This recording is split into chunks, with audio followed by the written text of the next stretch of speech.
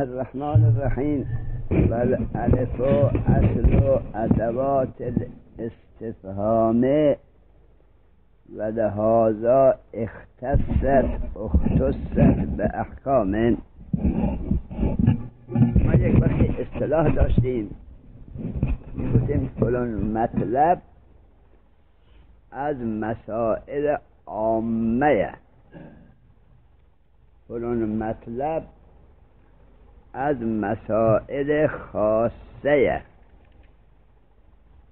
مراد از مسائل عامه مسئله است که جای معینی نداره، در هر جا این مسئله بحث می شود.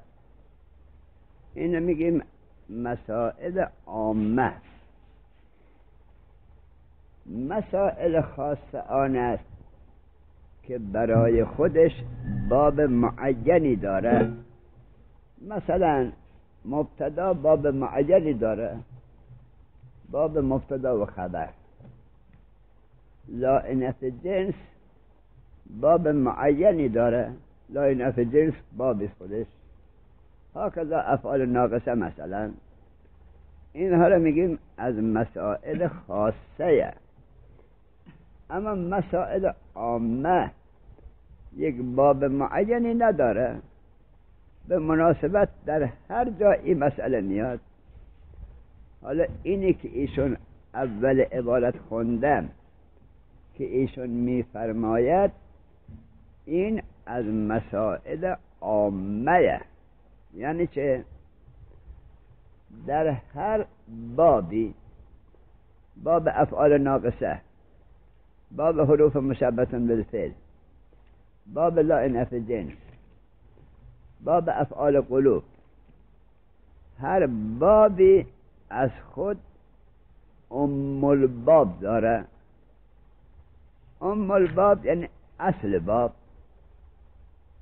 در افعال ناقصه میگن ام الباب کانه. در حروف مشبهه بالفعل میگن ام الباب انه یا انه. در افعال قلوب میگن ام الباب علمتو یا ظننتو. ایشون میفرماید در ادات استفهام ام الباب همزه. حالا ادات استفهام چند تایه؟ 10 تایه، کمتره بیشتره.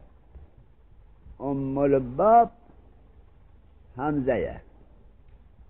در شهرستان ها ام الباب مکه، لذا مکه رو میگن ام القرى، یعنی اصل خونه های دنیا، شهرهای دنیا اصلش مکه بوده. تو مفاتیح ببینید روز دحو الارض با حیحوتی روایات دارد که اول زمینی که خدا خلق کرد همون زمین کعبه را خلق کرد.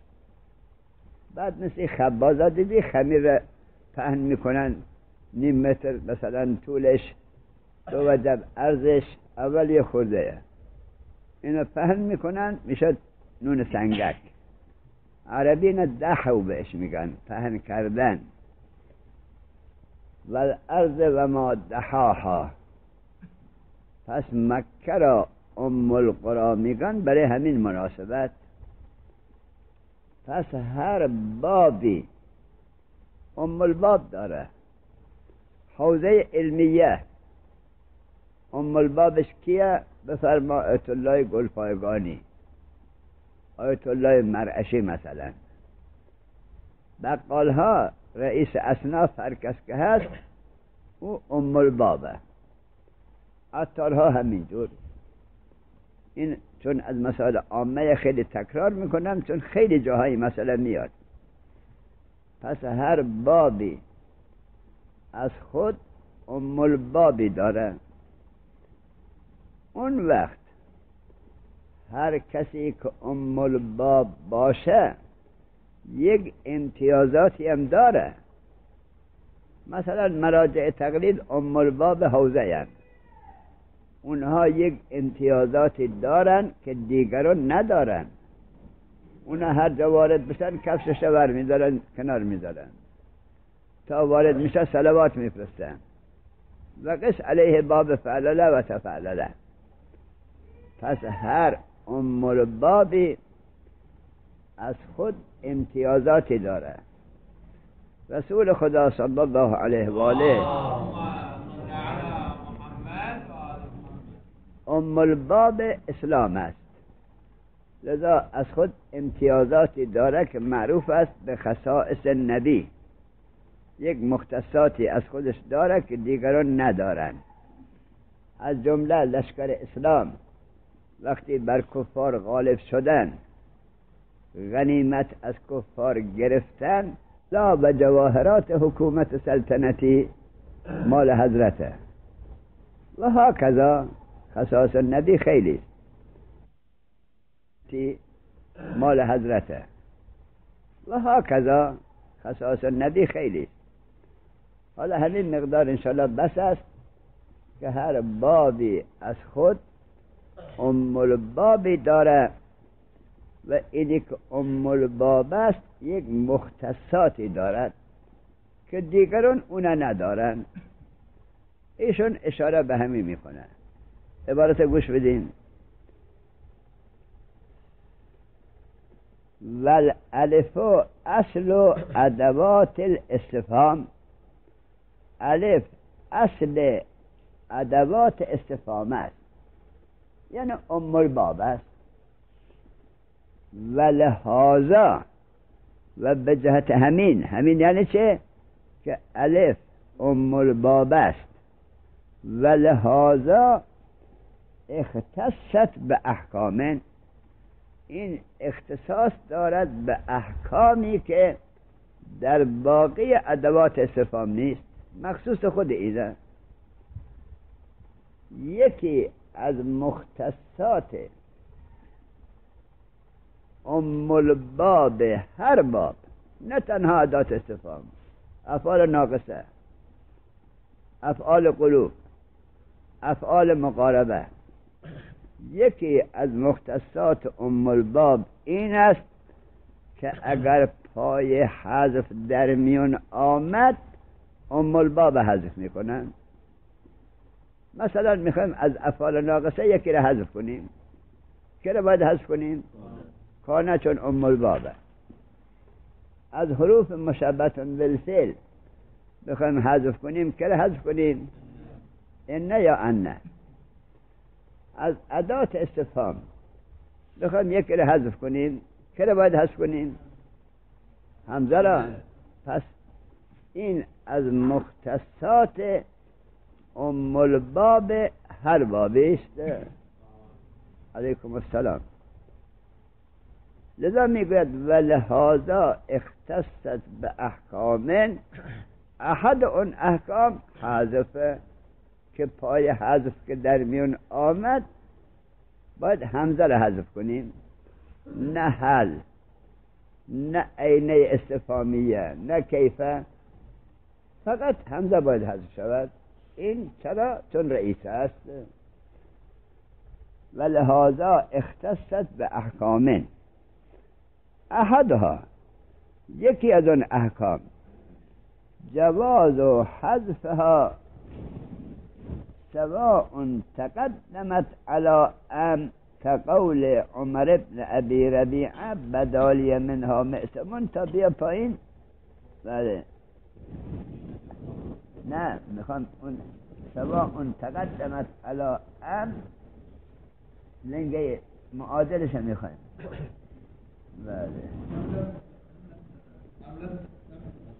چند سطر بعده؟ 2 سطر. بله پیدا کردم. سواء تقدمت على ام لم تتقدمها. میگه یکی از مختصات این ام الباب که حمزه جائزه این حمزه حذف شود، چه این که ما بعدش ام باشد یا ما بعدش ام نباشد. سواء تقدمت علی ام لم تتقدم، در هر دو صورت حذفش جایزه. چرا؟ چون ام الباب است، چون رئیس است. احدها، یکی از اون احکامی که همزه مختص به اونهاست، جواز و حذفها، جائز بودن حذف همزه هست. سواء تقدمت علی ام، دیگه مساوی است که مقدم شود بر ام، که قول عمر بن ابی ربیعه بدا لی منها مئسم حین جمرت و کف خضیب زجنت ببنان فوالله ما ادری و ان كنت داریا بسبع رمین الجمر ام بثمان. شاهد در بسبع است که همزه محذوفه، اب سبع بوده. حالا ای اب سبع بعدش لفظ ام داره یا نداره؟ این مثال تقدمت که ام حذف شده و مقدم است بر لفظ ام. حالا معنا رو اجمالا میگم، تفصیلش برو شواهد رو ببین. بدالی منها مئسمون، مکه اینها که میرن رمی جمار میکنن، سه جای، در هر سه جا میرن چند تا ریگ میزنن اونجا که میگن این شیطانه، شیطان رو باید بزنن. بعد این شاعر اهل ذوق بوده، میگه من اونجا رفتم که سنگ بزنم به اون سموره. یه خانمی هم اونجا مشغول بود به سنگ زدن بود. من بند دستش را که دیدم خیلی بند دست خوشگلی لطیفی داره و به علاوه سر انگشته ها هم حناک زده هست که نورون علی نور شده. میگه وقتی این بند دست دیدم اون ریگ ها را میزد، نفهمیدم که 7 ریگ زد یا 8 ریگ، چون حواسم پرت شد. اون بند دستش را که دیدم، خب معلومه دیگه حواس پرت میشه. بله، تو حرم وقتی پای اون خانم را ببیند وقت حواسش پرت میشه، میخواد نماز بخونه، پشت به قبله میسته، میگه آقا قبله این طرفه، میگه حواسم پرت شد. بله. بدالی منها مئسمون، ظاهر شد، بدای ظاهر شد برای من از اون خانم مئسمش، بند دستش.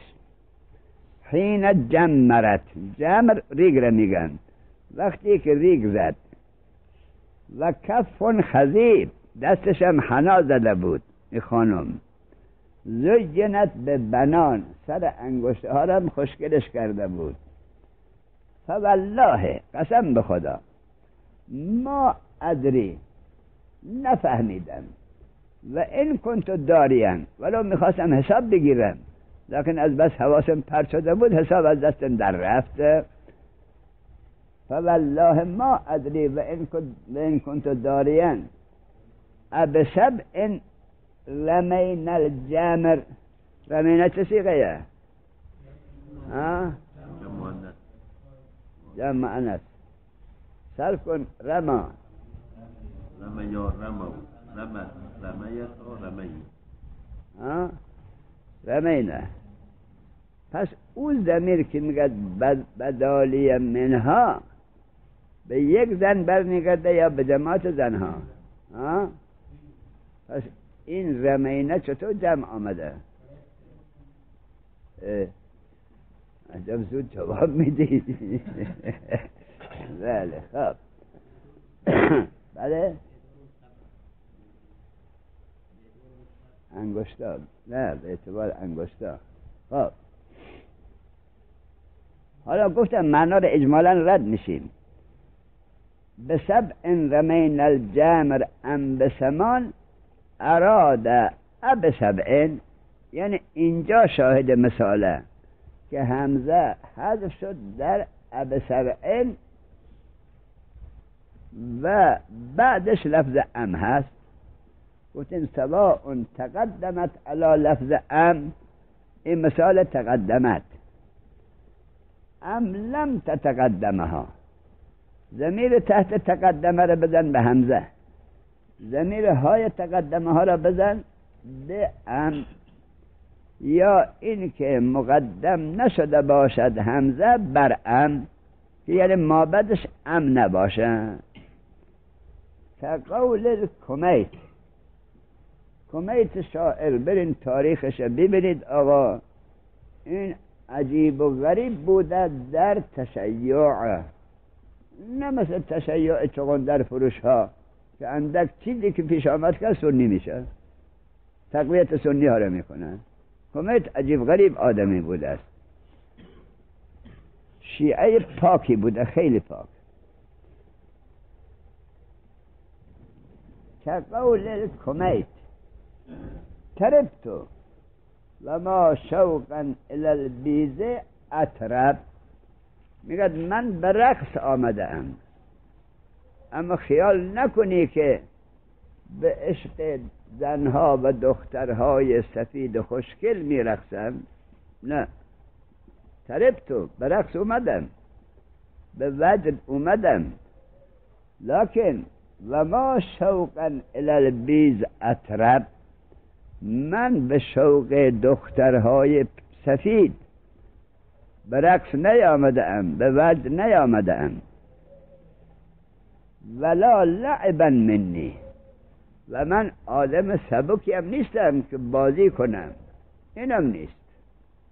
پس چرا؟ ولا لعبا منی عوض الشیب، اینجا همزه بوده محذوفه، عوض الشیب یلعب، آیا ریش سفید اینم سبککاری میکنه، بازیچه میکنه؟ نه، رقص من از چیز دیگری است. حالا او چیه؟ باید قصیده را پیدا کنی، قصیده مهمی است. میگه من به حب آل اسمت میرقصم، اونم رقص معنوی، نه رقص ظاهری. یعنی من خیلی خوشحالم که من ولایت علی دارم، هر مصیبتی به من وارد بشد اعتنا ندارم هیچ. خب عوض الشیب یلعب، اراد عوض الشیب یلعب، یعنی ذو شیب همزه داشته محذوفه، ما بعدش ام داریم یا نداریم؟ نداریم. گفتیم سواء تقدمت علی ام لم تتقدمها، تقدمت مثالش خوندیم، لم تتقدمم اینه مثالش که بعد از همزه لفظ ام نیست. خیلی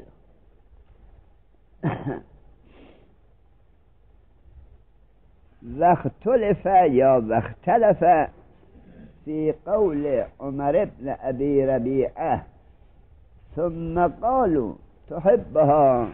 از خارج درس کنم آقا، در احوالات زلیخا و حضرت یوسف سلام الله علیه نوشته‌اند که بعد از آنی که حضرت یوسف شاهنشاه مصر شد، شاهنشاه دیگه معلومه، زلیخا مثل ضد انقلاب ها ذلیل شد، چون حضرت خیلی اذیت کرده بود، ذلیل شد، کارش به گدایی رسید. زلیخا مثل این گداهای سر گذر و در صحن و امثالش. حضرت یوسف شاهنشاه مملکت، اون زمانا که کادیلاک و ماشین و اینا نبود، سوار اسب می شدن، سوار اسب سلطنتی داشت می رفت، وزرا هم همراهش. یک جا رسیدن، وزیر به حضرت عرض کرد که یا رسول الله این زن میشناسی اونجا سر کوچه نشسته؟ حضرت گفت این کیه؟ گفت این زلیخاست. گفت عجب، این زلیخایه. اسب نگه داشت. گفت خانم حال چطوره؟ بود حال خوب معلومه دیگه، تو شاهنشاه شدی من گدای سر گذر، حال چطوره یعنی چه؟ بود آیا اون عشقی که به من داشتی که از همه حیثیات خود دست برداشتی به خاطر من، آیا اون عشق هنوز باقی است؟ بود اون تازیانه ای که داری به من بده. اینجا شلاق میگن چه میگن که میزنن حیوانات را، بود اون شلاق به من بده. حضرتم انداخت پیشش، ورداشت یک آه کشید، آتش گرفت، شلاق آتش گرفت. بود این لکن من کجا تو کجا، و درها را بستم، اختیار دست من بود.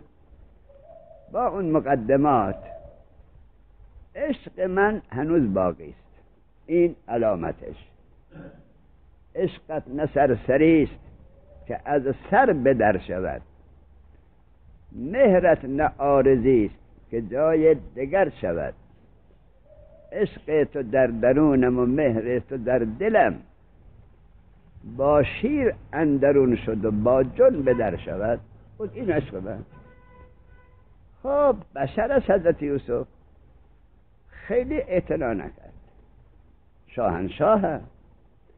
جبرئیل آمد گفت عاشق یوسف نه دیگه ای اندازه، بله دلخواهیش کن، راضیش کن. اینو میگن خدا. خب جبرئیل که از خود نمیگه که از طرف خدا اومده. بعد امر کرد که خانم را ببرید اندرون.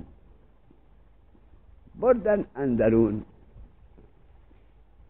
بعد حضرت یوسف از کار دربار و سلطنت فارغ شد، آمد منزل. گفت که خانم حاجتی داری؟ چون حالا جبرئیل گفته که دلش به دست بیار. گفت بله. گفت چی حاجتت؟ گفت دعا کن که خدا اون حسن و جمال و جوانی مرا برگردونه. حضرتم دعا کرد، شد همون زلیخای اول. خب حالا دیگه مانع شرعی در کار نیست، اون زمان مانع شرعی در کار بود. وقتی همون حسن و جمال اول شد، آقای یوسف دست به دامنش، خانم خواهش میکنم برو عقب. چرا برم عقب؟ بود الان عشق کس دیگر به قلب من اومده که هزارها مثل تو من نمیتوند از عشق او جدا کنه. بود عشق که؟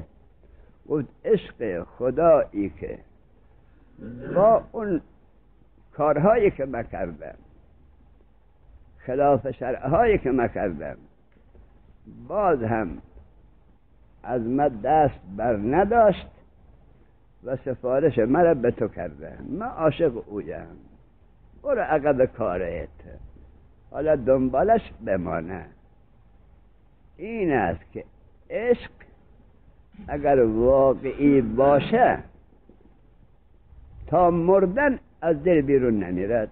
لذا عشق زلیخا نسبت به حضرت یوسف سلام الله علیه واقعی بود. حالا این شاعر تقریبا امی مضمون نمیگد. قالو اتحبها، گفتن تو اون خانم را دوست داری؟ قالو اتحبها قلت بهرن، در جواب گفتم بهرن. حالا بهرن چیه بمانه؟ یعنی اونا از ما پرسیدن که تو او خانم را دوست داری؟ جوابشان چه گفتم؟ گفتم بهرن. حالا بهرن یعنی چه میادم میرسن. قلت بهرن عدد الرمل و الحصا و الترا، من به عدد ریگ های بیابان و حصا، رمل و حصا فرقش اینه که رمل دانه ریزه های، حصا درشتره. عدد الرمل یعنی دوستش دارم به عدد ریگ های نرم، به عدد ریگ های درشت و به عدد ذره های خاک های زمین. شما از من میپرسید دوستش داری؟ یوسف هم پرسید خانم اون محبتت باقی است؟ و تازیانه رو بده که داد، آه کشید، آتش گرفت. اینم میگه به من میگین دوستش داری؟ این چه حرفیه؟ عدد ریگهای ریز، ریگهای درشت و عدد ذره های خاک زمین، من دوست دارم او را. این اجمال معنا. حالا شاهد مثال میخواییم. و اختلف فی قول عمر بن ابی ربیعه ثم قالوا تحبها. اینجا محل اختلافه که تحبها همزه داشته، اتحبها بوده یا همزه نداشته است. اینجا اختلافه. ثم قالوا تحبها قلت بهرا عدد الرمل والحصى والتراب فقیل اراد شاعر اتحبها. قیل گفت بله اینجا همزه هست. قالوا اتحبها، آیا دوست داری این خانم را؟ که همزه بوده و محذوفه. فقیل اراد اتحبها وقیل انه خبر. حتما در حاشیه بنویس. اصطلاح نجف ما یادش بخیر میگفتیم یا در حاشیه دل بنویس یا در حاشیه کتاب. حالا دل که برای من تو نمونده، اقلا حاشیه کتاب. اگر قائل شدیم که همزه در تقدیره، پس جمله تحبها جمله انشائیه. اگر گفتیم نه همزه در تقدیر نیست، تحبها بی همزه، جمله خبریه. پس ای که میاد قیل انها خبرون، یادداشت کن، یعنی قیل گفته همزه این نیست و جمله تحبها جمله خبریه، نه خبر مبتدا. اینو دیگه خودت هر جور میخوای توضیح بده که اگر همزه قائل شدیم که همزه اینجا در تقدیره، تحبها جمله انشائیه میشه. اگر قیل که میگد همزه نداره، جمله خبریه میشه. این مراد از خبرون. فهمید یا نه؟ خوب یادداشت کن. وقیل انه خبرون، قیل گفته که این جمله خبریه. ای انت تحبها. اینو چرا میگه؟ از این عبارت بعد خیال کردن که تحبها خبر مبتدایه، نگفت قیل انه خبرون. از این توضیح خیال کردن انه خبرون یعنی خبر مبتدایه، چون میگه انت تحبها بوده. انت مبتدا، جمله تحبها خبر. این نیست مراد. قیل انها خبرون یعنی همزه نداره. اگه همزه می داشت جمله چه میشد؟ میگه همزه نداره، این چیه؟ خبریه. اون مراد. از این تقدیر بعضی اشتباه کردن. ای انت تحبها گفتن مراد اینه که خبر است برای مبتدا. این نیست، این اشتباه بزرگی است. خب ای انت تحبها، این تموم شد. و معنا قلت بهرا احبها حبا بهرنی بهرا. از خارج درس کنم. اگر هدایه سیوطی هم که الحمدلله خوندیم، صمدیه، اینجاها اگر نظرت باشد گاهی مفعول مطلق باید مصدر باشه. خود مفعول مطلق حذف می شود، صفتش جای او می نشینه. چون مفعول مطلق باید مصدر باشه. خود این مصدر که مفعول مطلقه حذف می شود، صفتش جای او می نشینه. هدایه یادت هست؟ قدمت خیر مقدمن. این خیر میگد مفعول مطلق است. بعد کسی اونجا اشکال میکنه که بابا خیر افعال التفضیله که اصلش اخیر بوده، این که مصدر نیست که. بعد هدایه میگه و مصدریته به اعتبار چه؟ نه عبارت خود هدایه رو میخوام. مصدریته به اعتبار المضاف الیه او الموصوف المحذوف، به این مضمونه. میگه ما قبول داریم که خیر مصدر نیست، لکن اینه میگیم مفعول مطلقه. چرا؟ میگه مصدر شده است. به چه اعتبار مصدر شده؟ یا به اعتبار مضاف الیهش خیر مقدمین، مقدم مصدر میمیه، از مضاف الیه کسب مصدریت کرده، یا به اعتبار موصوف محذوف که چه بوده اصلش؟ قدمت قدوما خیر مقدمین، که این خیر صفت قدوما محذوفه، از موصوف کسب مصدریت کرده. اینجا میگه همون مسئله قلت بهرن، میگه این بهرن این مفعول مطلق نیست، مفعول مطلق محذوفه. چیه مفعول مطلق؟ عبارت ببین. و معنا قلت بهرن، معنا چیه؟ احبها حبا بهرنی بهرن.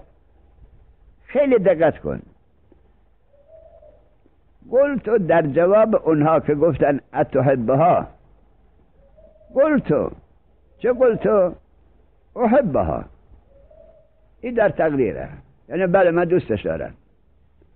چه جور دوستی؟ حبن، یک دوستی داشتنی که بهرنی، دوست داشتنی که بر من غالب شده است. دوستی دو جوره.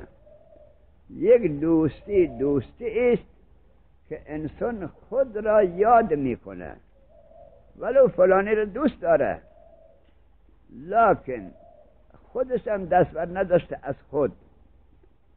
یک دوستی است. یک دوستی است که وقتی کسی را دوست داره اصلا خود را دیگه فراموش میکنه، هیچ یادش نیست. لذا وهب وقتی در میدان آمد، عمر سعد خبیث گفت بود این نصرانی زاده هم آمده خودش فدای حسین میکنه. اینا به اصطلاح بعضی دیگه تعبیر من خراب در بیاد چکار کنم؟ بعضی را که میخوان خیلی اذیت کنن میگن اینا سگکشش کنین. سگکش یک اصطلاحی است، یعنی یک جوری که دیر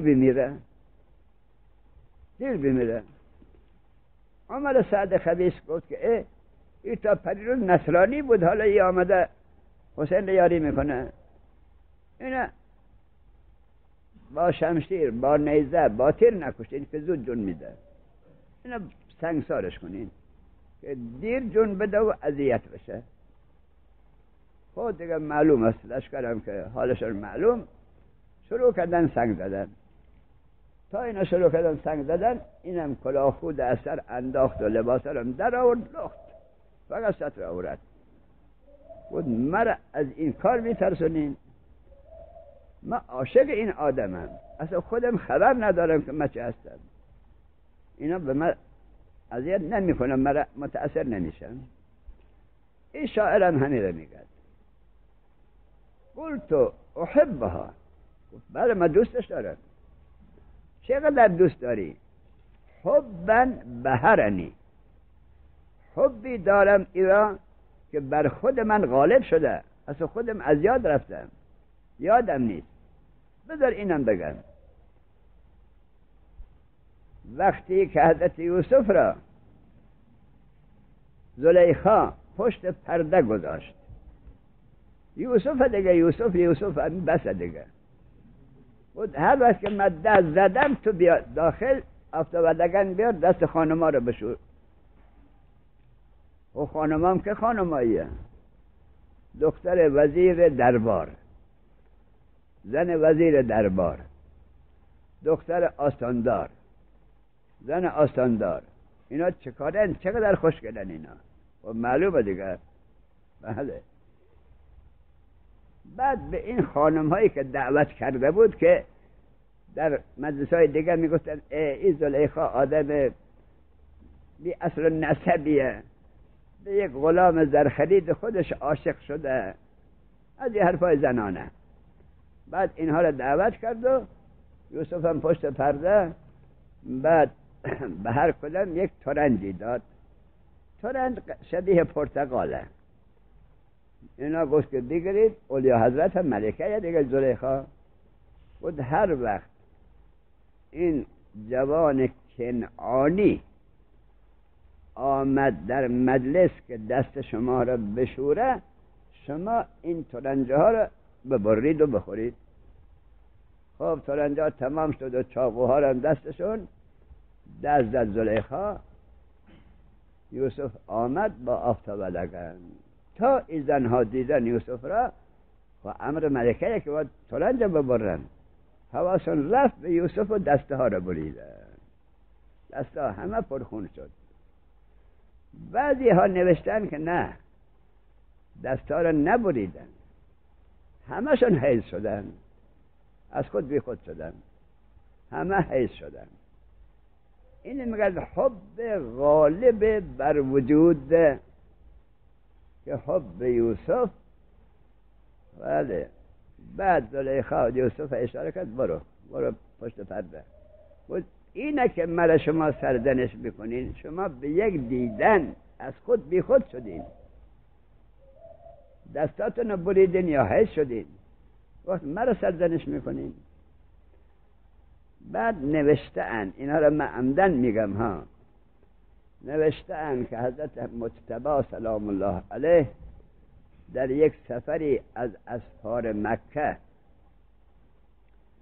از خدمه دور افتاد. چون حضرت خوب معلوم است دیگه، شاید 100 نفر 200 نفر غلام و نوکر و چاکر داشت. از قافله دور افتاده بود و توی بیابان تشنه شد حضرت. این طرف اون طرف یک خیمه سیاهی مال عربای صحرا و رفت اونجا و دید یک زنی است، هیچ کس نیست. بعد گفت خواهر آب داری؟ عرب هم که آتشون معلومه. گفت بله آب حاضره، بفرما من آب بیارم. رفت و لیوانی چیزی آب آورد دست حضرت داد. حضرت تا لیوان را گرفت، نگاهی به این زن کرد، شروع کرد گریه کردن. هر کسی اون نقش خود بیند در آب. زن خیال کرد که این گریه می کند که از عشق این زن. زن گفت جوان حواس جمع باشه، من یک شوهری دارم رفته صحرا، اگر بیاد بو ببره که تو به من به نظر کذایی نظر کرده، تکت تکت میکند، حواست جمع کن. اینه که گفت حضرت تبسم کرد. گفت خانم اشتباه کردی، و من کسی هستم که به اصطلاح بعضی بدگلترین کنیزهای من 100 درجه از تو خوشگلتره. تو اشتباه کردی، مرا نمیشناسی. گفت پس گریه تو برای چیه؟ گفت تو را که دیدم این جای خلوت هیچ کسی نیست، یاد از برادرم یوسف کردم که در خانه سلطنتی خلوت مانع ظاهری هیچی نداره. این مدت در خانه این زن شاهنشاه مملکت چطور صبر کرد و خود را نباخت؟ خدا به داد دلش برسد که چه دلی داشته یوسف که خود را حفظ کرده است. حالا اینا شد منبر. حالا عبارت میخونیم. عبارت ببین. قلت بهرن و معنا قلت بهرن احبها حبا بهرنی بهرن، یعنی بله من دوست دارم اون زن را. چه جور دوست دارم؟ دوستی که بر خود من غالب شده، خود را دیگه از یاد بردم، در فکر خودم هیچ نیستم. احبها حبا بهرنی بهرن ای غلبنی غلبتن. حالا شاید مثال بهرن چه کارت در اومد به این تقدیر؟ بله خودش که مفعول مطلق نیست، مفعول مطلق با فعل خودش باید یکی باشه.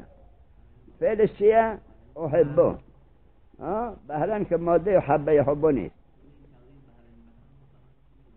بله آخه ما میخوایم برای کی مفعول مطلق بگیریم؟ برای احبه یا برای بهره؟ میخوایم برای احبه بگیریم. پس این بهرن مفعول مطلق است برای بهرنی. این مراد یا نه بهرن مفعول مطلق احبه؟ اگر مفعول مطلق بهرنی شد این خیلی مهم نیست، از جنس فعل خودشه که بهره باشه. اما اگر خواستیم این بهرن را مفعول مطلق احبه قرار بدهیم، باید همونی که در هدایه گفته اون عملی کنیم. چیکار کنیم؟ بگیم بهرنی جای حبن نشسته که صفت برای حبنه. دوباره بهرنی رفته، بهرن جای بهرنی نشسته. بعد از اون میگیم این بهرنی و بهرن همه جای حبن نشسته است که مفعول مطلق حبن بوده است. پس علا ای حالین این بهرن مفعول مطلقه. حالا مفعول مطلق بهرنیه که فعل خودشه، او دیگه زحمتی نداره. ماده بهرنی و بهرن یک ماده. اما اگر گفتیم نه این بهرنی صفت حبنه، حبن مفعول مطلق است برای احبها، این بهرنی که جای حبن نشست، دوباره بهرنی بهرن جای اون نشست، بهرن مفعول مطلق برای که میشه؟ برای حبن میشد. مثل همون مصدریته به اعتبار مضاف الیه یا به اعتبار موصوف محذوف. خب شاهد مثال ما چه بود؟ گفتیم در اینجا اختلافه که تحبها همزه داشته و محذوفه یا اصلا همزه نداشته. اگر همزه می داشت جمله چه می شد؟ اگر نداشته باشه چه میشه؟ خبریه. خیلی وقیل معناه عجبا. قیل گفتن نه این است و نه اون است و یمنعون الماعون است. این بهرن مصدر است به معنای عجبا. حالا که مصدر شد به معنی عجبا، مفعول مطلق میشد برای اتعجبو.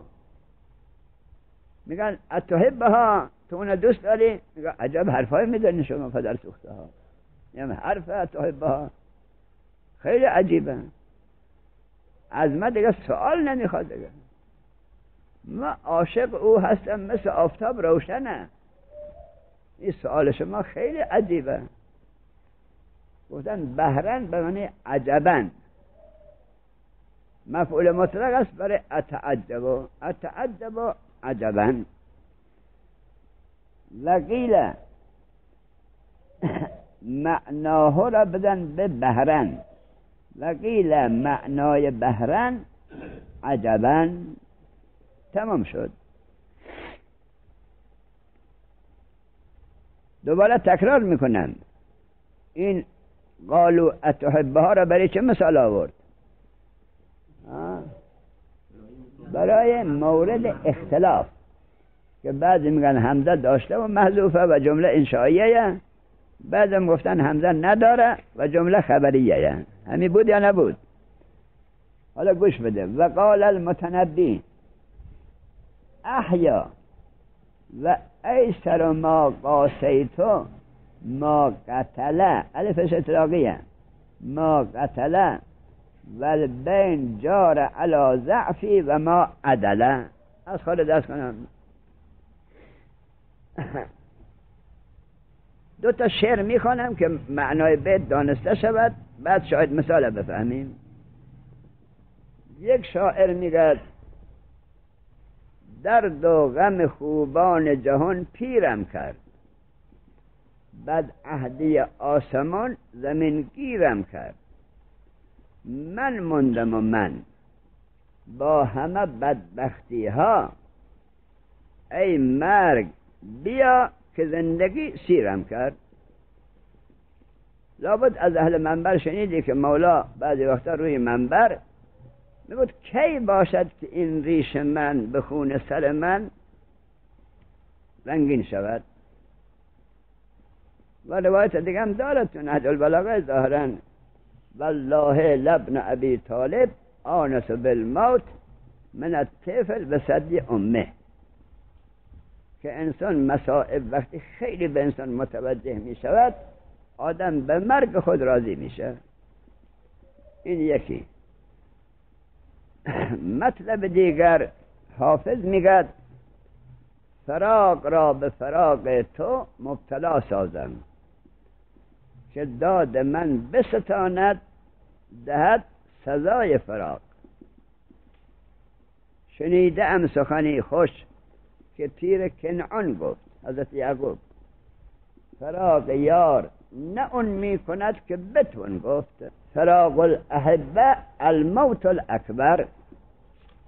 اما واقعا دوست باشن با هم، نه اینکه بگه الحمدلله که از چنگش خلاص شدیم. حاصل حالا این شاعر متنبی، برین آقا تاریخ ببینید. انسان اگر تاریخ ببینه خدا میدوند دو آدم میشه. حالا یک آدمه تاریخ ببینه دو آدم میشه. این متنبی دو نقص درش بوده. یکی این که محب علی بوده بی حساب، خیلی محب علی بوده، و یکی این که فاضل بوده، در زمان خودش بر همه فضلا فضلش بالاتر بوده. این دو عیب در این سبب شد اینو تکفیرش کردن، گفتن این دعوای پیغمبری کرده مرتد است. بله. فلک به مردم نادان دهد زمام مراد، تو اهل دانش و فضلی همین گناهت بس. برید تاریخش ببینید میفهمین دنیا چه حسابه. حالا این میگه احیا، همزه محذوفه، یعنی احیا من چطور زنده میمانم آخر. و حال این که کمتر چیزی که بر من وارد شده، کوچکتر مصیبتی که بر من وارد شده است، غیر من را هلاک میکرد. من چه دل سنگی دارم که نمردم. و فراق دوستان به من به اندازه جرم کرده، ظلم کرده که دیگه از عدالت بیرون رفته است. مرا به فراق دوستان مبتلا کرده است. تحت لازم معنا کنم، شاید مثال خیلی واضحه.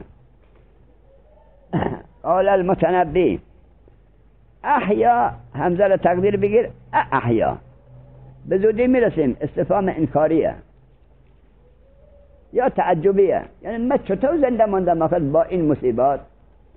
احیا، من چطور زنده مانده ام. و ایسر ما قاسیت، و آسانترین چیزی که من تحمل کرده ام. قیاس قاسیه به معنای جرعه نوشیدن.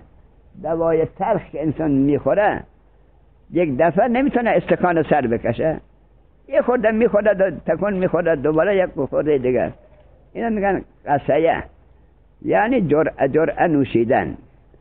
و ایسر ما قاسیت، و آسانتر چیزی که من قاسیت یعنی جرعه تحمل کرده ام،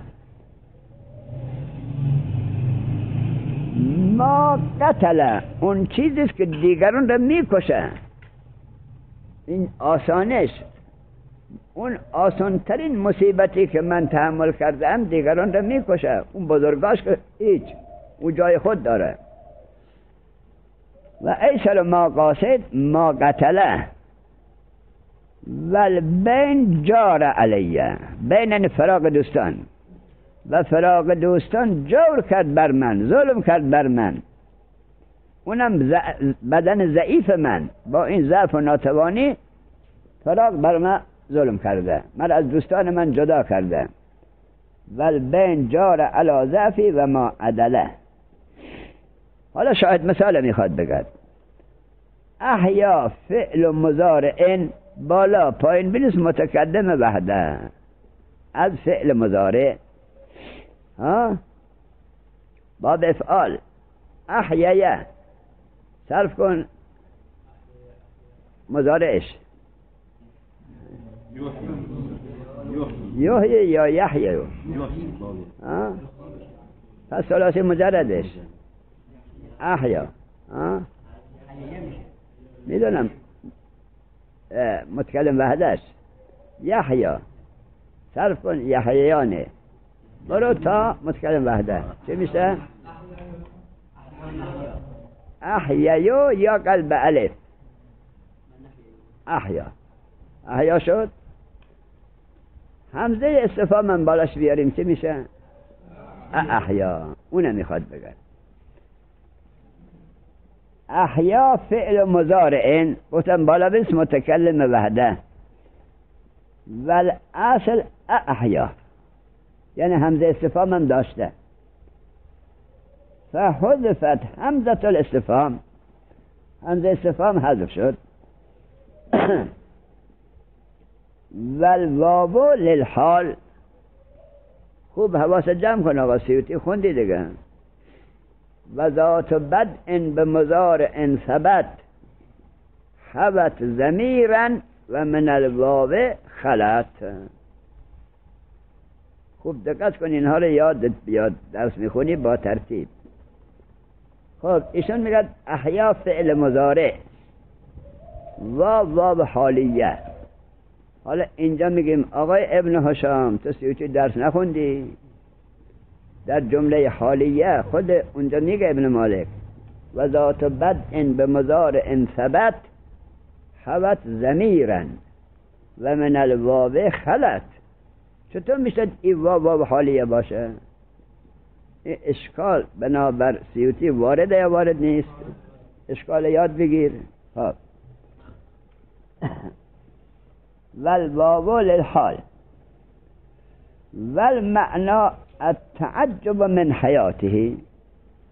معنای احیا اظهار تعجبه که چطور من آخر زنده موندم. کوچکترین مصیبتی که بر من وارد شده دیگران را میکشه. من مصائب بزرگ هم دیدم، چطور من زنده موندم؟ خیلی عجیب است. والمعنى التعجب من حیاته یقول کیف احیا، چجور من زنده میمانم؟ و اقل شیء قاسیته، و کمتر چیزی که من او را نوشیده ام تحمل کرده ام قد قتل غیری، غیر مرا کشته است. والاخفش یقیس ذالک فی الاختیار. اینا رو یادداشت کنید وقتش درد میخوره. خب تا حالا بحث ما چه بوده؟ که حمزه ام الباب است و از مختصات حمزه چون ام البابه این است که حذف حمزه جائزه. هی مثال ها زدید که حذف حمزه شده است. حالا این حذف حمزه که جائزه آیا سماعی است یا قیاسی؟ این جاها را عرب حذف کرده. ما میتونیم جای دیگه حمزه را حذف کنیم یا نمیتونیم؟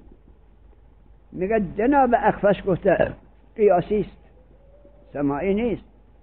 این جاها را عرب ها حذف کردن حمزه را، جاهای دیگه ما حذف میکنیم. پس جناب اخفش حذف حمزه را قیاسی میدونه. والاخفش یقیس ذالکه. ذالکه یعنی چه؟ حذف همزه.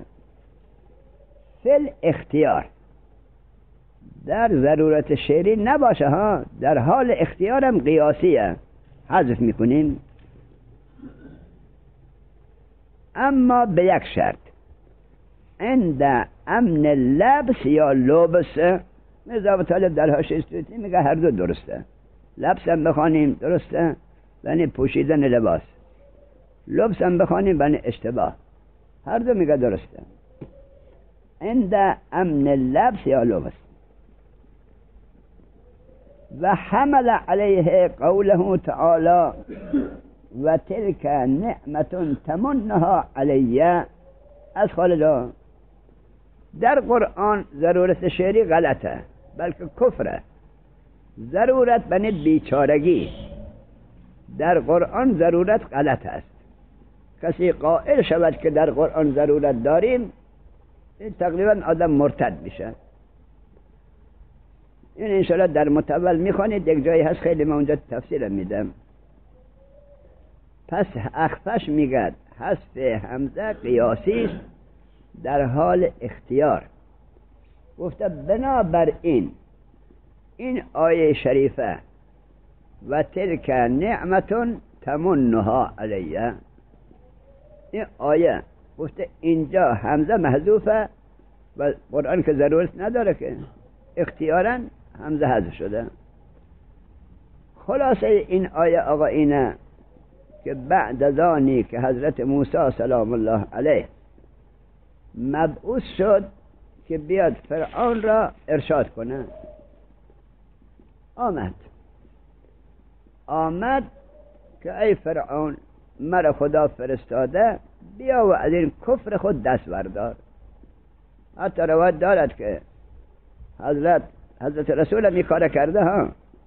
برای شاهنشاه ایران حضرت نوشت، حضرت رسول، که شما بیا مسلمان شو، همین سلطنت، همین شاهنشاهی تو میموند در خودت و نسلت. اون بدبخت بود، کاغذ پاره کرد.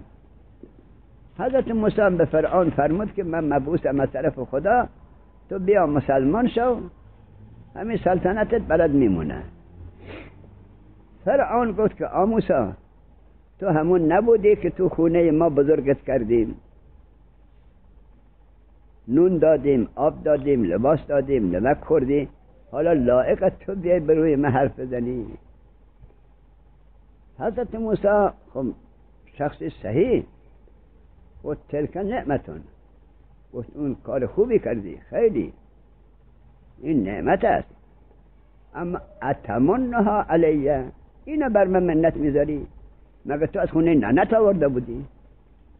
خدا داده بود تو به من دادی، جای منت گذاری نیست.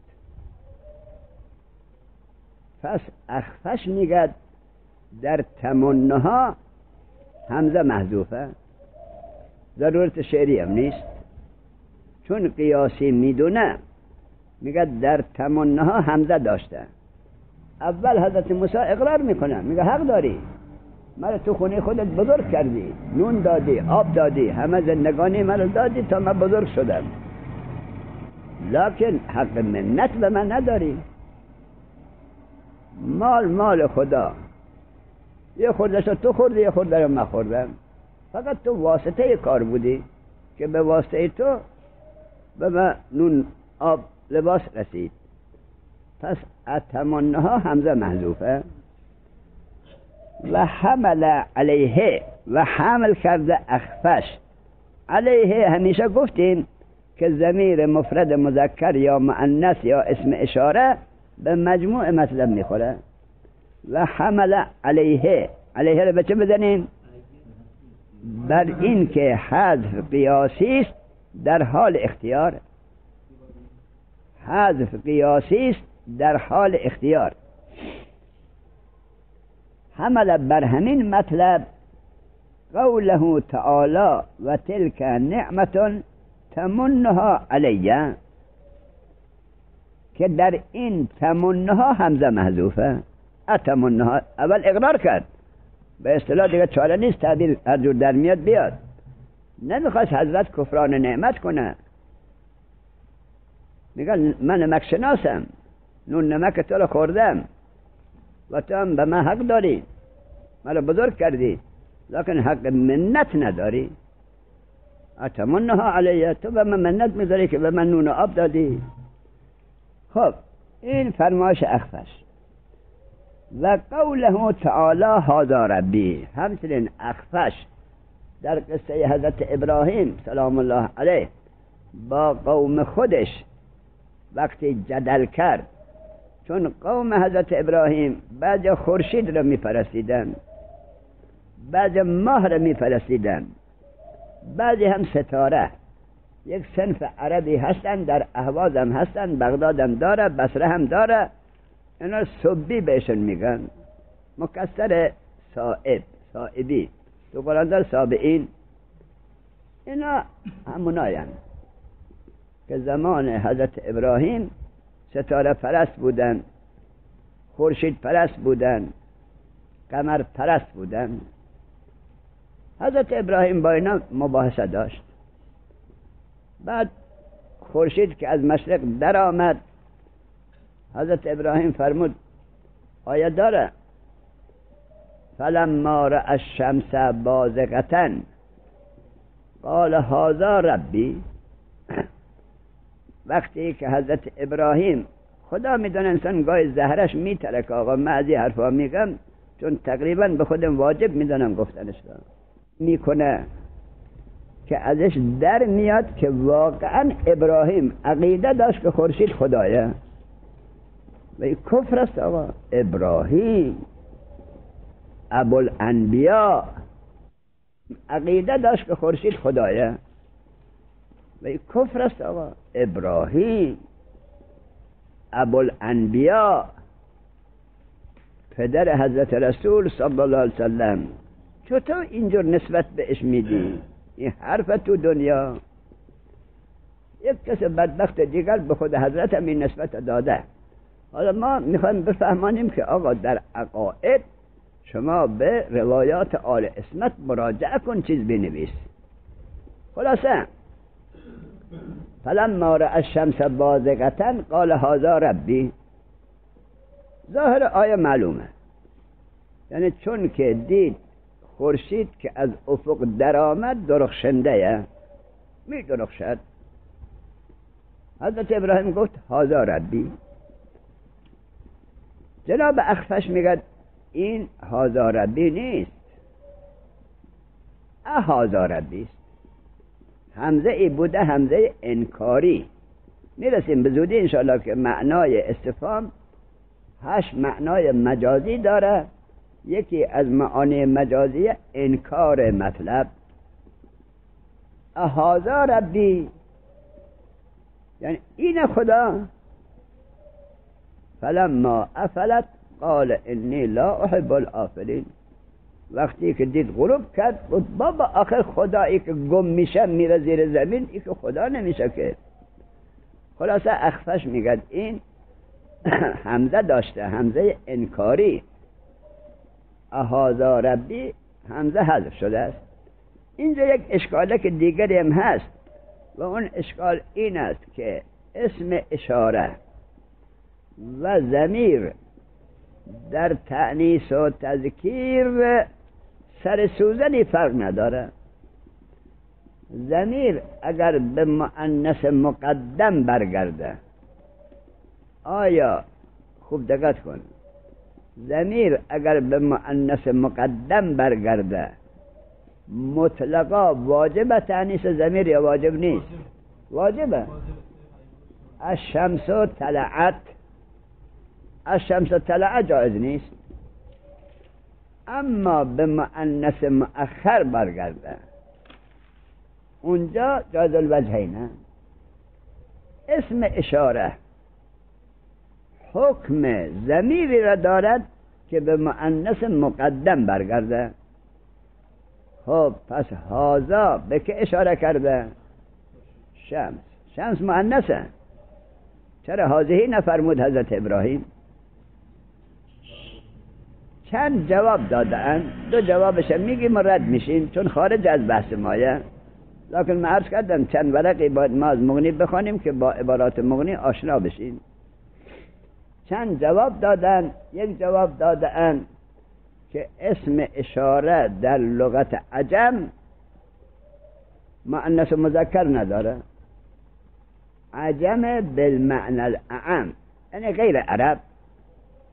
حضرت ابراهیم عجم بود، حالا عجم فارسی زبان بوده، عجم عبری زمان بوده، عجم سریانی زمان بوده، عجم در مقابل عرب. خلاصه اسم اشاره در نزد عجم مؤنث و مذکر یکسانه. خانمی رد میشه از خیابان، میگیم این زن با لباس اسلامی داره میره. مردی هم رد بشد میگیم این مرد هم با لباس اسلامی داره میره. زن و مرد در اشاره فارسی فرقی نداره. و حضرت ابراهیم عجم بود. عجم مؤنث و مذکر در اشاره پیشش یکسانه، لذا فرمود هذا ربی. یک جواب. جواب دیگر داده است که حضرت ابراهیم مؤدب بود، اشخاص با ادب لفظی نمیگویند که نسبت به کسی جسارتی باشه، و چون مردم قائل بودن که خورشید خدایه، لذا حضرت ابراهیم ادب نگه داشت. به عقیده مردم چون خورشید را خدا می دانستند، خدا ماده نیست، نر است، نرم نیست، لکن صفت مذکر بودن احترام، مؤنث بودن جسارت میشد. چون اونها عقیده این داشتن که خورشید خدایه و تأنیث در خدا جسارته، لذا اسم اشاره مذکر آورد. این از بحث ما خارج بود لکن چون مهم بود اینو گفتیم. حالا میریم سر مطلب اخفش. اخفش میگه اینجا هم حضرت ابراهیم اقرار نکرد که هذا ربی یعنی خدای منه، سوال کرد، اونم استفهام انکاری، یعنی همی خدایه، یعنی چه خدا نیست، که این از باب انکار است.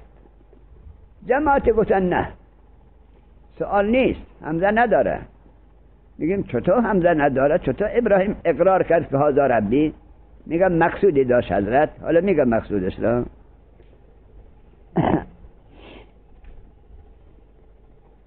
و قوله را به نسب بخون که حمل علیه قوله تعالی و تلک، و حمل علیه قوله تعالی هذا ربی.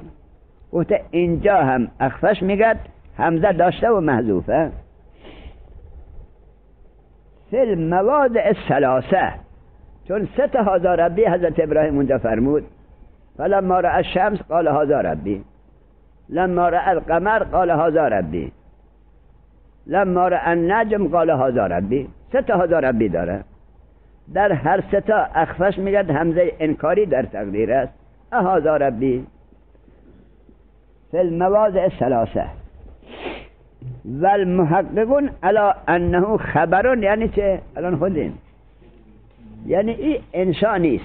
اگر همزه در تقدیر باشد انشاء. محققین میگن نه، این جمله خبریه. خب جمله خبریه که شد معنا چه میشد؟ حضرت ابراهیم اقرار کرده که هذا ربی. انسان غیر خدا را اقرار کند که خدای کافر میشه نمیشه؟ و ابراهیم چطور اقرار کرد؟ میگه ابراهیم اقرار جدلی کرده. اقرار جدلی عین انکار است. یعنی چه؟ مثلا یک کسی میاد میگه این آقا مرد فاضلی است. میگم همی فاضله؟ میگه بله. میگم همی فاضله؟ بله. هی میگم همی فاضله؟ میگه بله. میگم این سیوتی ببر یک صفحه معنا کنه. چه شد نتیجه؟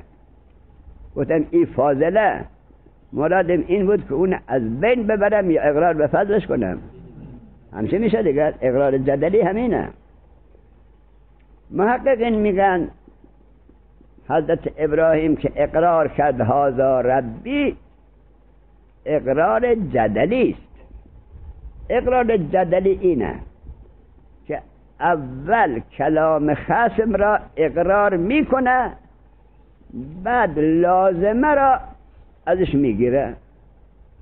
من اقرار کردم که این آقا را تو میگی فاضله، میگه بله فاضله، میگم فاضل است، درست فاضله. لازمه فضل چیه؟ سیوطی بلد باشه یا نباشه؟ ها؟ فاضل کسی را میگن که سیوطی بلده یا بلد نیست؟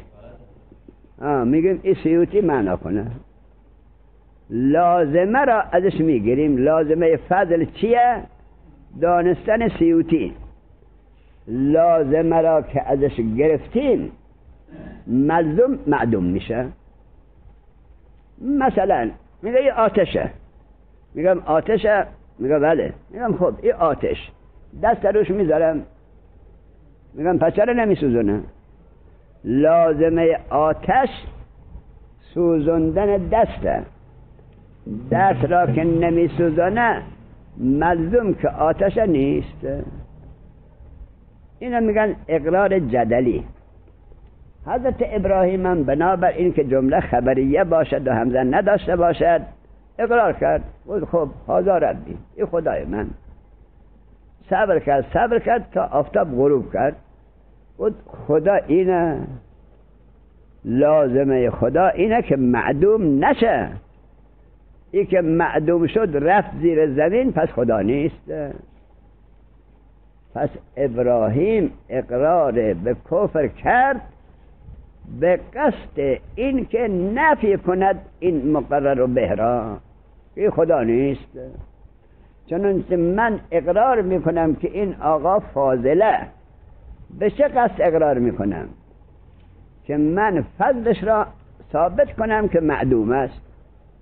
میگم برو سیوطی بده بهش معنا کند، میرد بهش میدم، میگم من اینا نخوندم، میگم پس فاضل نیست. میگم این آتشه، میگم دست روش بذار، میذارم، میگم دستت میسوزه، میگم نه، میگم پس آتش نیست. اینم محققین میگوین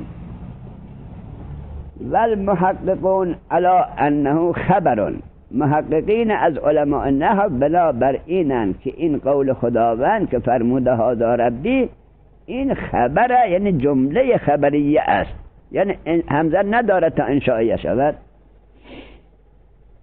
و ان مثل ذلك یقوله من ینتصف خصمه.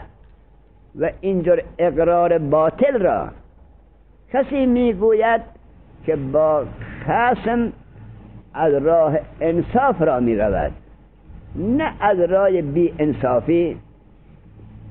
اون آیه را اگر بلدی بخون، مضمونش یادمه. لا تسب الدهر، تقریبا به این مضمونه. میگه عقاید دیگران را دشنام نده. آیا لا تسبو نمیدون یک چیزی هست؟ نه، میگه خدای اونها را فحش ندین. حالا فهرست بعد پیدا کنید. و روایت هم داره که خدای مشرکین را دشنام ندین که اونها خدای شما را دشنام میدن. یعنی با ادب باشون حرف بزنید، بدگوییشون نکنید. اینو میگن جدل با انصاف. با کسی مباحثه داری، نگو تو نمیفهمی، تو بی سوادی، تو فلانی، اینجور نگو. بگو آقا خوب شما درس خونده با سواد، لیکن جسارت یک دو سطر از یک کتاب رو بخون، عبارتش بینم، خیلی با احترام. اینو میگن جدل با انصاف. میگن این قسم اقراره که باطله، اقرار به خدای شمس باطله. این قسم اقرار باطل از کسی صادر می شود که انصاف می دهد خصم را، یعنی بدگویی نمی کنه، با انصاف می خواد همراه حرف بزند. و ان مثل ذالک، ذالک را بزن به اقرار به چیزی که باطل است و ان مثل این کلام باطل که اقرار به این باطل کرده یقوله از شما به قوله دارد از ما با داره این قلم بی زحمت هر کتاب به قوله دارد یک نقطه دیگه بده از من ظاهرا یقوله نقطهش ضعیف شده بله و ان مثل ذالک یقوله مثل اینجور کلام هایی که باطل است و اقرار میکند میگوید او را که میگوید من ینتصف خصمه کسی که انصاف میدهد خصم خود را یعنی با جسارت حرف نمیزنه نفهمیدن خب حالا ینصف و ینتصف یک معنا میشه از ما دو تا نقطه داره خب من ینتصف یا ینصف خصمه ما علمه انه مبتل با اینکه یقین دارد گوینده که این کلام باطله با اینکه باطله میگوید چرا؟ چون از راه انصاف وارد مطلب میشد روایت دارد من مدرکشم دارم من یأمر بالمعروف فلیأمر بالمعروف کسی که امر به معروف میکند اوقلایی امر به معروف کند نه اون قصه ای که یک وقت مفصل گفتم تا دید که یک خلاف شرعی کرده ای خر ای سگ برو از مسجد بیرون اینجور نکن اون میگه سگ خودتی چه کارش میکنی؟ من ینصف یا ینتصف خصمه مع علم این گوینده ان اون کلام مبتل غلطه فیحکی کلامه پس این آدمی که خوب انصاف دارد و به خصم نمیخواد خصم را بدگویی کند کلام خصم را میگد و او خصم میگد هذا ربی اینم میگد هذا ربی فیحکی کلامه ثم یکر علیه بالابطال بالحجه بعد حمله میکند به این عقیده که باطل میکند او را با دلیل او را باطل میکنه یکر علیه بالابطال بالحجه تموم شد خب تا اینجا فرمایش جناب اخفش که این حذف حمزه را قیاسی میدانست و به همین فتوای خودش در این دو آیه گفته حمزه در تقدیر است آیه اول کدوم بود؟ تمنها علیه آیه دوم کدوم بود؟ هذا ربی کلام اخفش تمام شد و قرأ مطلب جدیدی است و قرأ ابن محیس یا محیس سواء علیهم انذرتهم شب روز قرآن میخونید دیگر انذرتهم میخونیم یا انذرتهم لکن ابن محیس به یک همزه خونده همزه استفهامی محذوفه انذرته همزه دومی چه کاره در علم صرف میر همزه اولی که همزه استفهام محذوف است و قرأ ابن محیس سواء علیهم انذرتهم اینم دلیل بر این که همزه قابل حذف است لکن تتمه کلام اون اخفش نیست این تموم شد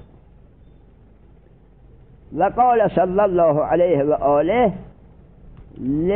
این میم عم این میم چه عمیه میم عم چیه رمز دیگه صلی الله چه و آله و سلم بری اینا سنیه چیزن و آله و سلم این میم رمز اون سلمه خب و قال صلی الله علیه و آله لجبرائیل و ان زنا و ان سرق لابد منبر رفته ای که پیغمبر رحمت للعالمین در اون وقتی که حالت احتضار حضرت بود جبرائیل دیرتر آمد خدمت حضرت تو منبرها شنیدی حضرت فرمود جبرائیل حالا وقتی نبود که از من دیر خبر بگیری وقت دشواری منه جبرائیل عرض کرد یا رسول الله من خدمتت تو داشتم خدمت میکردم لذا معطل شدم فرمود چه خدمتی؟ خود بهش را زینت دادیم آب پاشی کردیم گلدونا را چیدیم اینها که شما میخواید تشریف بیاری. حضرت فرمود جبرئیل اینا ما در فکرش نیستم. گفت پس در فکر چی؟ گفت در فکر امت. من در فکر اینایم که اینا جهنم برن چطور بشد نشد. بعد برو تفسیرم ببین. بعد جبرئیل رفت و برگشت عرض کرد یا رسول الله ولسوف یعطیک ربک فترضی. و اینقدر از امت تو به تو ببخشه که خوشحال بشی.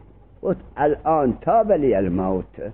و حالا دیگه حضرت اسرائیل هر کاری داره بسم الله. در زمن حضرت از جبرئیل پرسید که اینایی که به من میبخشه خدا و این زنا و این سرق،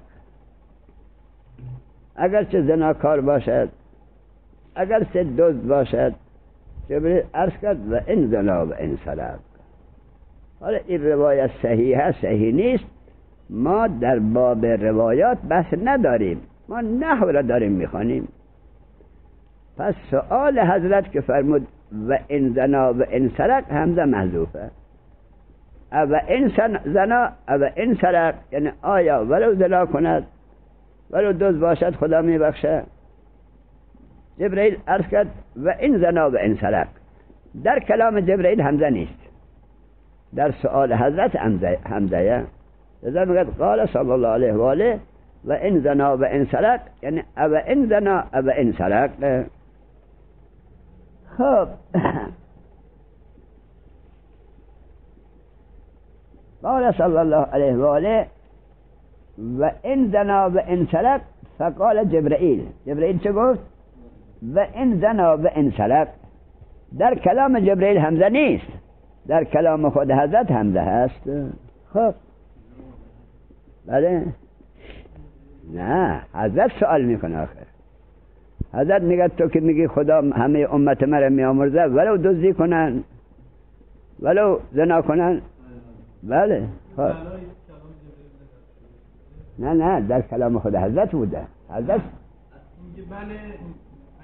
نه اون بله نمیخواد تقدیر بگیریم.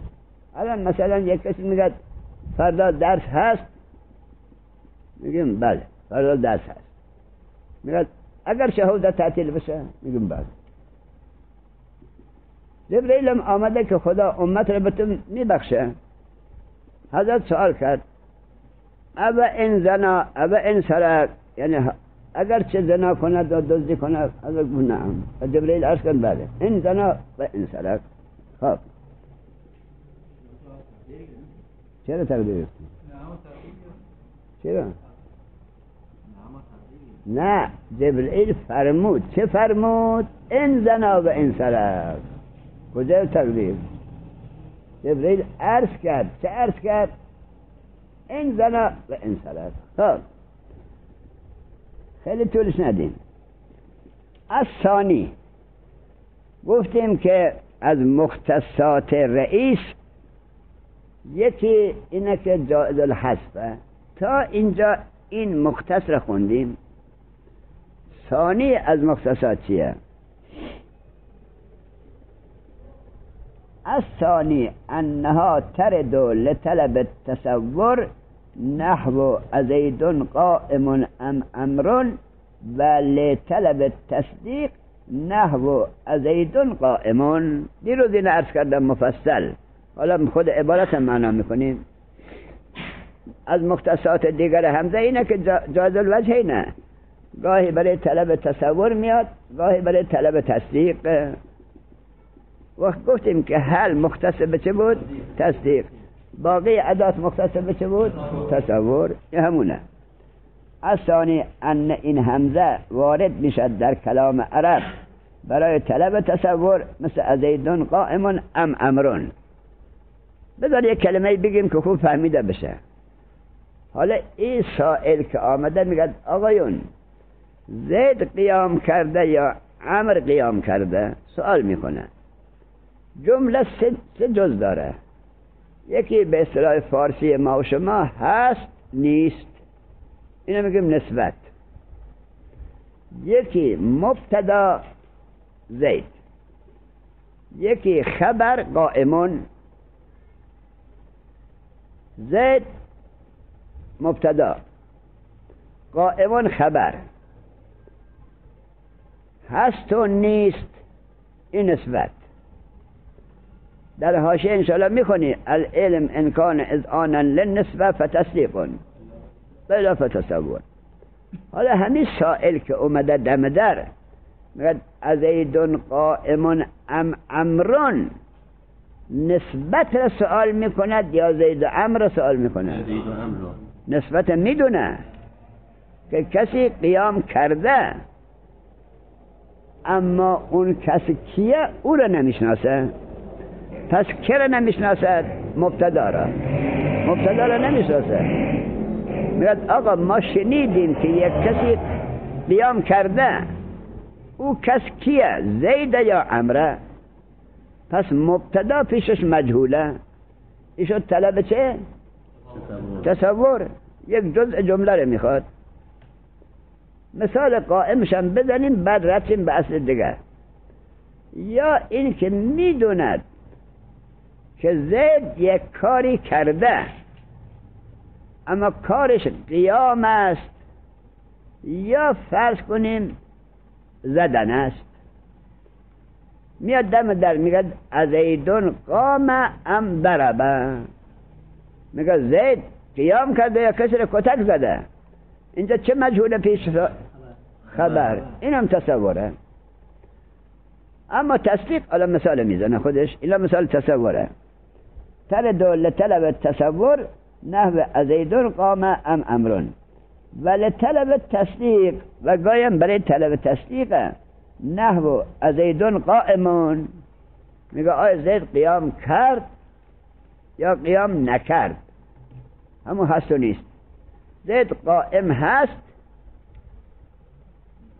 چی را سوال کرد؟ هست را. زید قائم نیست، چرا سوال کرد؟ نیست را. این میشه طلب تصدیق. پس همزه هم برای طلب تصدیق میاد هم تصور. و هل مختصتون به طلب تصدیق، هل مختص است به طلب تصدیق. نه و هل قام زیدون همون معناش آیا قیام زید هست؟ میگیم نه نیست. و بقیت الادوات مختصتون به طلب تصور، بقیه ادات استفهام تنها برای طلب تصوره. نحو من جاءک، سوال از چه شد؟ از جمله فعلیه. سوال از چه شد؟ از فاعل. منتش به صنعت نحوی من مبتدا، جمله جاءک خبر. سوال از فاعل مجیء است، سوال از نسبت نیست. میدونه اومده کسی، اومده خونت، لکن اونی که اومده کیه نمیشناسه. میگه من جاءک، کی اومده منزل شما؟ پس از هستونی سوال نمیکنه، از فاعل یا بگو مبتدا سوال میکنه. من جاءک و کم مالک، میدونه تو پول داری تو بانک، پس پول تو بانک هست، سوال نمیکنه. میگه هستشم میدونم که تو بانک پول داری، لکن چه اندازه؟ 1 میلیون، 4 میلیون؟ اگر طلبه 10 تا تک تومنیه، 15 تا تک تومنیه. کم مالک، از عددش میپرسه.